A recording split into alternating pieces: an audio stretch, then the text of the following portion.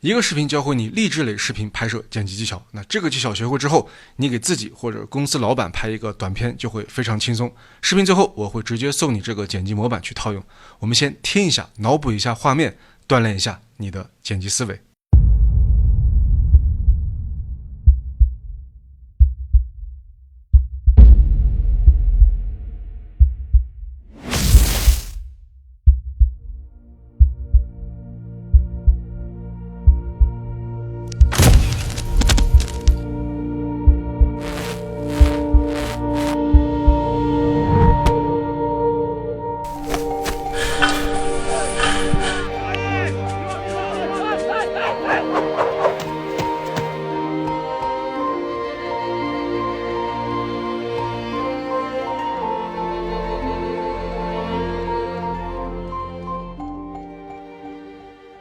大家可以听到呢，在音乐开始之前有一个停顿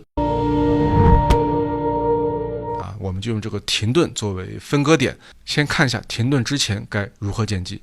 首先人物出场看过我教程的朋友应该都知道，人物出现而且是在开场呢，一般都是用 hit， 也就是打击音效。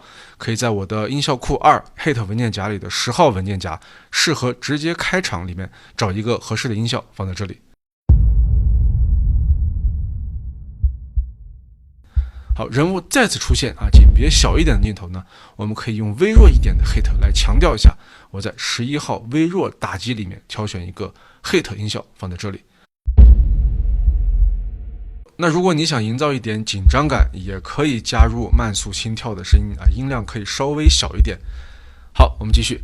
剪辑出现闪回的镜头呢，我们可以用闪电或者闪光灯的音效来叠加加强一下我前年的每日一镜讲过，闪回的作用呢，就是用来回忆过去，所以闪回之后可以加入一些过去的素材。那回忆过去之后，就进入刚才提到的停顿，然后开始展望未来。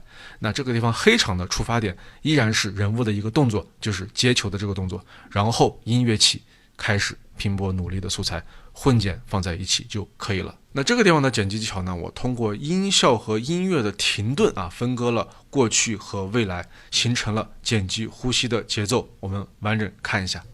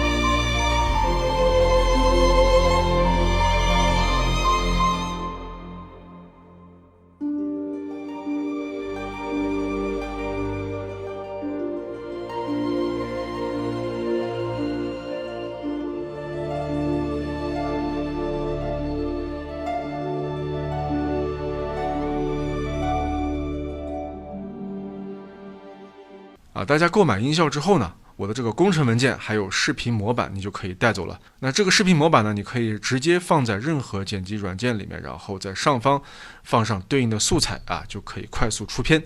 音效设计加剪辑思维慢慢就可以提升你的创作水平。OK， 我们下期见。